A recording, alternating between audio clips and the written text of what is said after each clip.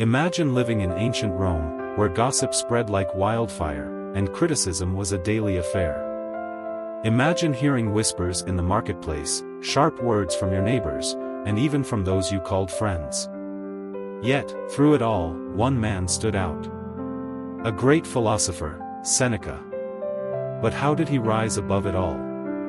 How did he stay calm in the face of such harsh words and judgment? Today, we'll uncover his timeless wisdom for handling criticism. Wisdom that has traveled through centuries, still speaking to us today. And, we'll explore how we can apply these lessons to our modern lives, to stay centered and strong when faced with the words of others. Let's dive into the life and teachings of Seneca and learn how to master the art of ignoring the noise, and focusing on what truly matters. Segment 1: Understanding Criticism.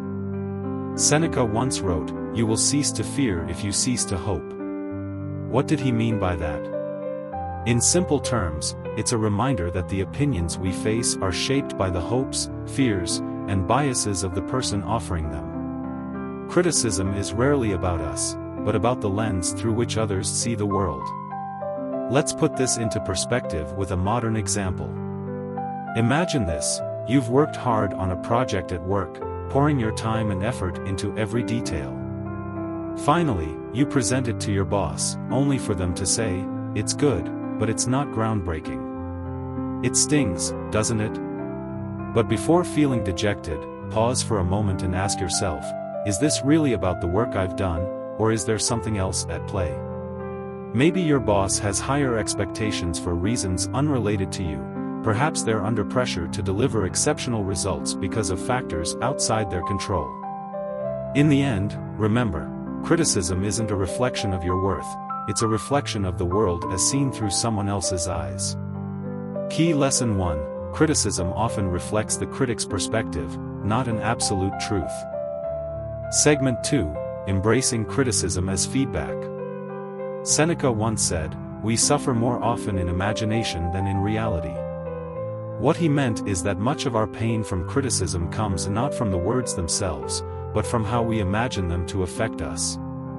The truth is, most criticisms aren't personal attacks, they're valuable feedback, offering us a chance to improve.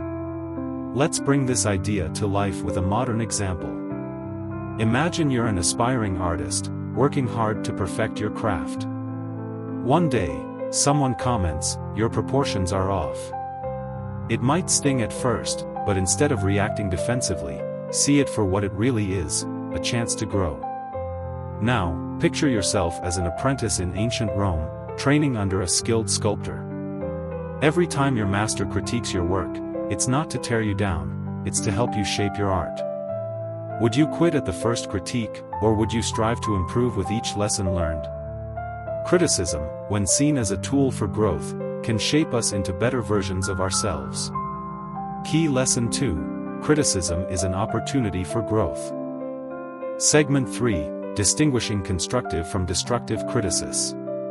Seneca once wisely said, "If a man knows not to which port he sails, no wind is favorable."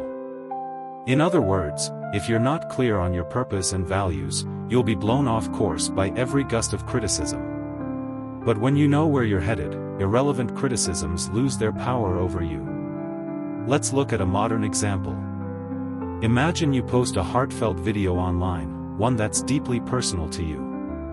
Most of the comments are supportive, but then you see one that says, "This is boring." It stings a little, doesn't it?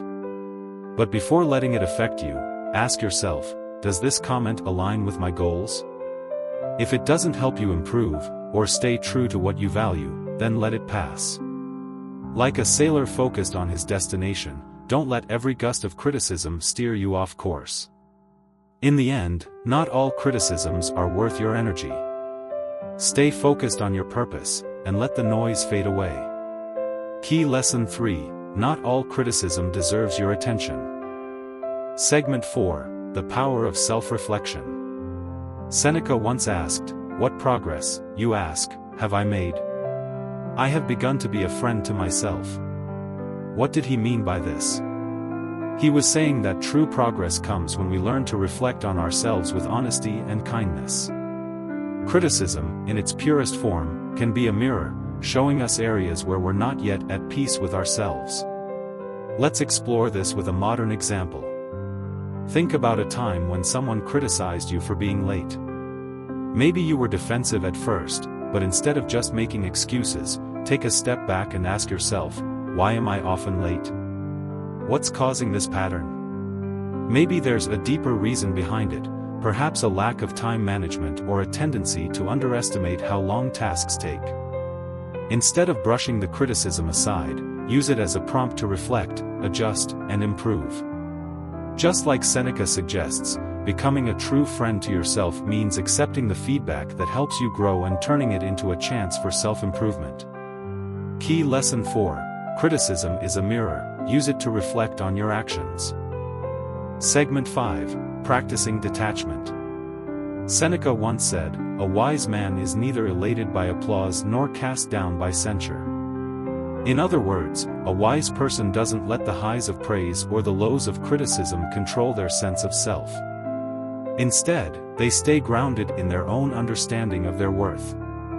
Let's bring this idea to life with a modern example. Imagine you're a student, working hard on an essay. One professor praises it, calling it insightful and well-written. Another gives it a lower grade, saying it lacks depth. It's easy to feel either overly proud or disheartened based on their differing opinions. But instead of letting these judgments sway you, focus on your effort and learning. Recognize that the opinions of others, whether positive or negative, shouldn't dictate your inner peace.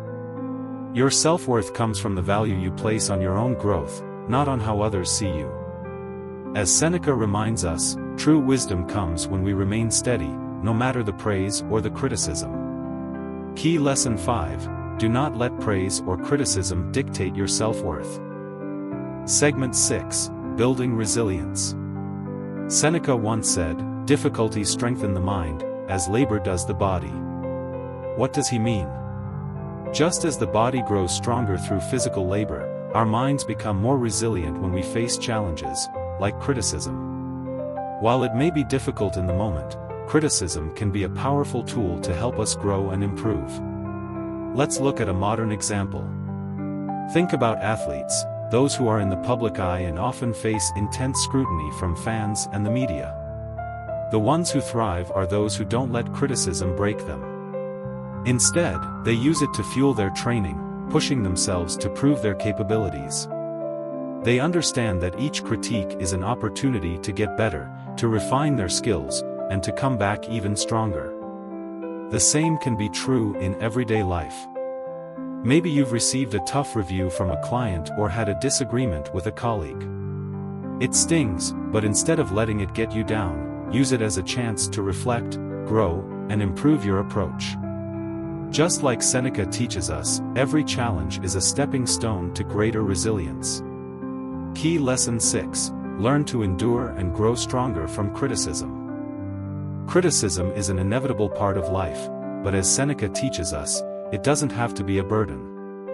Instead, it can be a powerful tool for growth, self-reflection, and resilience. By embracing his wisdom, we can navigate life's challenges with grace and confidence.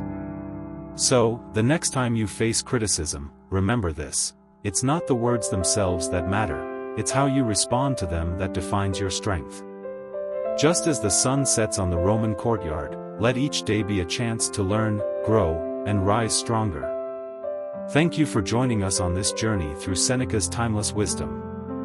May it light the way on your path to resilience.